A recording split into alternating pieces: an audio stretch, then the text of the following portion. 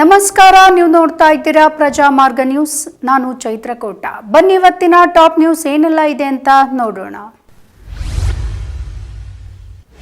ಜಾತಿ ನಿಂದನೆ ಮತ್ತು ವಂಚನೆ ಪ್ರಕರಣದಲ್ಲಿ ಜಾಮೀನು ಪಡೆದಂತಹ ಬಿಜೆಪಿ ಶಾಸಕ ಮುನಿರತ್ನ ನಾಯ್ಡು ಅವರನ್ನ ಮತ್ತೊಂದು ಪ್ರಕರಣದಲ್ಲಿ ಇಂದು ಪೊಲೀಸರು ವಶಕ್ಕೆ ಪಡೆದಿದ್ದಾರೆ. ಕಗಲೇಪುರ ಠಾಣೆಯಲ್ಲಿ ವಿಚಾರಣೆಗಾಗಿ ಪೊಲೀಸರು ಮುನಿರತ್ನ ಅವರನ್ನ ಜೈಲಿನಿಂದ ನೇರವಾಗಿ ಠಾಣೆಗೆ ಕರೆದೊಯ್ದಿದ್ದಾರೆ. ಇಂದು ಬೆಳಿಗ್ಗೆ ಡಿವೈಎಸ್ಪಿ ಆಗಿರುವಂತಹ ದಿನಕರ್ ಶೆಟ್ಟಿಯವರು ಪರಪ್ಪನ ಅಗ್ರಹಾರದಲ್ಲಿ ಮುನಿರತ್ನ ಅವರನ್ನ ವಶಕ್ಕೆ ಪಡೆದಿದ್ದಾರೆ. ಕಗಲೇಪುರ ಠಾಣೆಯಲ್ಲಿ ಮುನಿರತ್ನ ಬಂಧನ ಪ್ರಕ್ರಿಯೆ ನಡೆಯಲಿದ್ದು ಮಧ್ಯಾಹ್ನದ ಬಳಿಕ ಕೋರ್ಟ್ಗೆ ಹಾಜರುಪಡಿಸಲಿದ್ದಾರೆ ಎಂದು ಹೇಳಲಾಗ್ತಾ ಇದೆ. ಜಾಮೀನಿನ ಮೇಲೆ ಹೊರಬರ್ತಾ ಇದ್ದಂತೆ ಕಸ್ಟಡಿಗೆ ಪಡೆದಂತಹ ಪೊಲೀಸರು ಕೋರ್ಟ್ಗೆ ಹಾಜರುಪಡಿಸಿ ಕಸ್ಟಡಿಗೆ ಪಡೆಯುವ ಸಾಧ್ಯತೆ ಇದೆ ಎಂದು ಹೇಳಲಾಗ್ತಾ ಇದೆ. ಪ್ಯಾಲೆಸ್ತೈನ್ಗೆ ಕೇಂದ್ರ ಸರ್ಕಾರವೇ ಬೆಂಬಲವನ್ನ ಕೊಟ್ಟಿದೆ ಎಂದು ಅಲ್ಪಸಂಖ್ಯಾತ ಕಲ್ಯಾಣ, ವಕ್ಫ್ ಮತ್ತು ವಸತಿ ಸಚಿವ ಜಮೀರ್ ಅಹಮದ್ ಖಾನ್ ಹೇಳಿದರು. ಕಲಬುರಗಿಯಲ್ಲಿ ಸುದ್ದಿಗಾರರೊಂದಿಗೆ ಮಾತನಾಡಿದಂತಹ ಅವರು ರಾಜ್ಯದ ಹಲವೆಡೆ ಕಿಡಿಗೇಡಿಗಳಿಂದ ಪ್ಯಾಲೆಸ್ತೈನ್ ಧ್ವಜ ಹಾರಾಟ ವಿಚಾರದ ಬಗ್ಗೆ ಪ್ರತಿಕ್ರಿಯೆಯನ್ನ ನೀಡಿದರು. ಪ್ಯಾಲೆಸ್ತೈನ್ಗೆ ಕೇಂದ್ರ ಸರ್ಕಾರವೇ ಬೆಂಬಲವನ್ನ ಕೊಟ್ಟಿದೆ, ಕೇಂದ್ರವೇ ವಿ ಆರ್ ವಿತ್ ಪ್ಯಾಲೆಸ್ತೈನ್ ಎಂದಿದೆ.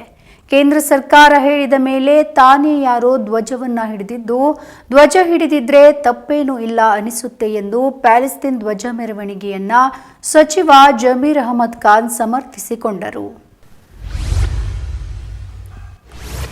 ಗುತ್ತಿಗೆದಾರನೊಬ್ಬನಿಗೆ ಜಾತಿ ನಿಂದನೆ ಮತ್ತು ಜೀವ ಬೆದರಿಕೆ ಹಾಕಿದ ಆರೋಪದ ಮೇಲೆ ಜೈಲು ಸೇರಿರುವಂತಹ ರಾಜರಾಜೇಶ್ವರಿ ನಗರದ ಶಾಸಕ ಮುನಿರತ್ನ ವಿರುದ್ಧ ಅತ್ಯಾಚಾರ ಪ್ರಕರಣ ಹಾಗೆ ಹನಿ ಟ್ರ್ಯಾಪ್ಗೆ ಮಹಿಳೆಯರನ್ನ ಬಳಸಿಕೊಂಡಿರುವ ಆರೋಪದ ಮೇರೆಗೆ ದೂರು ದಾಖಲಾಗಿದೆ. ಮೊನ್ನೆ ತಡರಾತ್ರಿ ಸಂತ್ರಸ್ತ ಮಹಿಳೆ ಕಗ್ಗಲೀಪುರ ಪೊಲೀಸ್ ಠಾಣೆಗೆ ದೂರನ್ನ ನೀಡಿದ್ದು, ಗುಹಾಂತರ ರೆಸಾರ್ಟ್ನಲ್ಲಿ ಅತ್ಯಾಚಾರ, ಲೈಂಗಿಕ ದೌರ್ಜನ್ಯ, ಹನಿ ಟ್ರ್ಯಾಪ್ ನಡೆಸಿರುವ ಸೇರಿದಂತೆ ವಿವಿಧ ಕೃತ್ಯಗಳನ್ನು ಎಸಗಿರುವುದಾಗಿ ಶಾಸಕ ಮುನಿರತ್ನ ಸೇರಿದಂತೆ 7 ಮಂದಿಯ ವಿರುದ್ಧ ಮಹಿಳೆ ಆರೋಪ ಮಾಡಿದ್ದಾರೆ. ಮುಸ್ಲಿಂ ಬಾಹುಳ್ಯದ ಬೆಂಗಳೂರಿನ ಗೌರಿಪಾಳ್ಯವು ಮಿನಿ ಪಾಕಿಸ್ತಾನದಂತಾಗಿದೆ.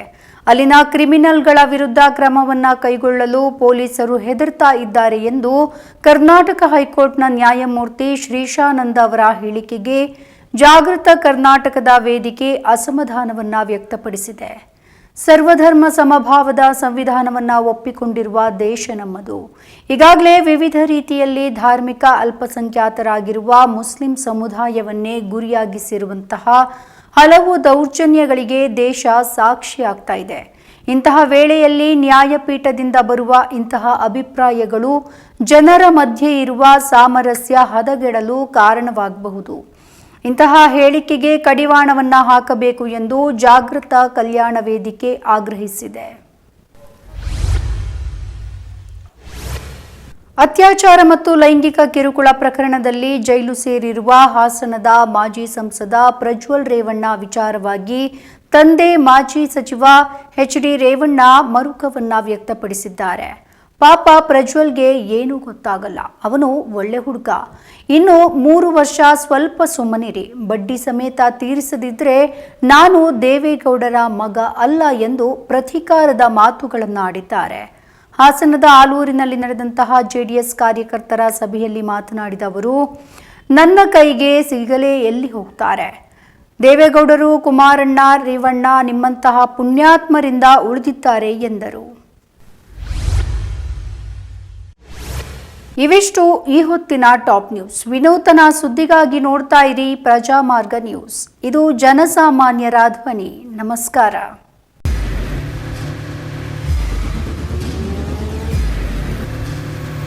ಪ್ರಜಾಮಾರ್ಗ ನ್ಯೂಸ್, ಇದು ಜನಸಾಮಾನ್ಯರ ಧ್ವನಿ. ನಮಸ್ಕಾರ. ನೀವು ನೋಡ್ತಾ ಇದ್ದೀರಾ ಪ್ರಜಾಮಾರ್ಗ ನ್ಯೂಸ್. ರಾಷ್ಟ್ರದ ರಾಜ್ಯದ ರಾಜಕೀಯದ ಬಗ್ಗೆ ಹೆಚ್ಚಿನ ಸಿನಿಮಾ ಅಪ್ಡೇಟ್ಗಳಿಗಾಗಿ ಫಸ್ಟ್ ಲೈಕ್ ಮಾಡಿ, ಸಬ್ಸ್ಕ್ರೈಬ್ ಆಗಿ, ಹಾಗೆ ಫಾಲೋ ಕೂಡ ಮಾಡಬೇಕು.